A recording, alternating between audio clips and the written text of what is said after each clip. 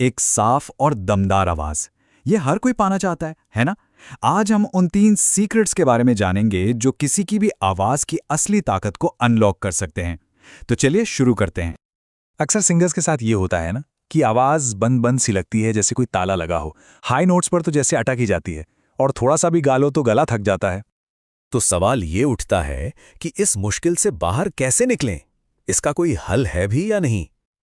इसका जवाब छिपा है सिर्फ 3, जी हाँ, सिर्फ 3 सिंपल से कॉन्सेप्ट्स में। और मजे की बात यह है कि जो लोग रोज घंटों रियाज करते हैं ना, वो भी अक्सर इन बेसिक चीजों को, इन बुनियादी बातों को नजरअंदाज कर देते हैं। तो समझिए, ये वो 3 मास्टर कीज हैं, वो चाबियां जो किसी भी आवाज के ताले को खोल सकती हैं। और ये ताला जोर जबरदस्ती से नहीं, बल्कि सही तकनीक और समझदारी से खुलेगा। तो चलिए बात करते हैं हमारी पहली चाबी की, और ये सबसे सबसे जरूरी है। वो है गले को रिलैक्स करना, मतलब गले को आराम देना, उस पे जोर बिल्कुल नहीं लगाना। अब इसको ऐसे समझिए, जब भी हम गाने के लिए जोर लगाते हैं ना, तो हमारा गला क्या करता है? वो खुद को बचाने के लिए सिकुड़ जाता है, टाइट हो जाता है, और नतीजा आवाज दब जाती है। लेकिन जैसे ही हम उसे रिलैक्स करते हैं, उसे आराम देते हैं, तो गले में जगह बनती है, स्पेस बनती है, और फिर आवाज बिल्कुल आजादी से बाहर आती है। तो सारा खेल ही तनाव और आजादी का है। अच्छा, इसे महसूस करने का एक बहुत ही मजेदार तरीका है साइलेंट यॉन, मतलब बिना आवाज के जम्हाई लेना।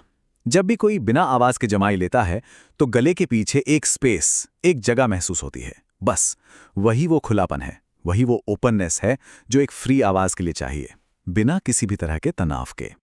ठीक है, तो पहली चाबी तो हो गई गले को रिलैक्स करना।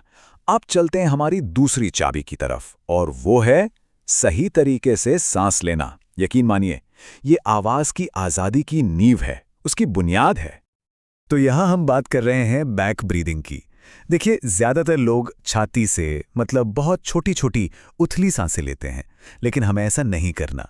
इसकी जगह ये सोचना है कि हमारी पीठ और पसलियों के चारों तरफ एक गुब्बारा है, और सांस लेते हुए उसे हर दिशा में फुलाना है। यही वो गहरी सांस है जो आवाज को असली पावर, असली सहारा देती है। और जब सांस लेने का ये तरीका सही हो जाता है, तो पता है क्या होता है? अरे, आवाज में एक अलग ही पावर आ जाती है। ऊंचे सुर लगाना एकदम आसान हो जाता है, जैसे बच्चों का खेल हो, और आवाज में गजब की स्थिरता, एक ठहराव आता है। हमेशा याद रखिए, सांस ही आवाज का असली इंजन है। और अब बारी है हमारी तीसरी और आखिरी चाबी की। ये है सेफ साउंड प्रैक्टिस, मतलब सुरक्षित ध्वनियों का अभ्यास। और यहां एक बात गांठ बांध लेनी है, प्रैक्टिस कितनी देर की ये जरूरी नहीं है, प्रैक्टिस कैसी की, मतलब उसकी क्वालिटी क्या थी, ये सबसे ज्यादा मायने रखता है। एक बहुत बड़ी गलतफहमी है कि घंटों तक गाने से आवाज खुल जाएगी। जी नहीं, ऐसा बिल्कुल नहीं है।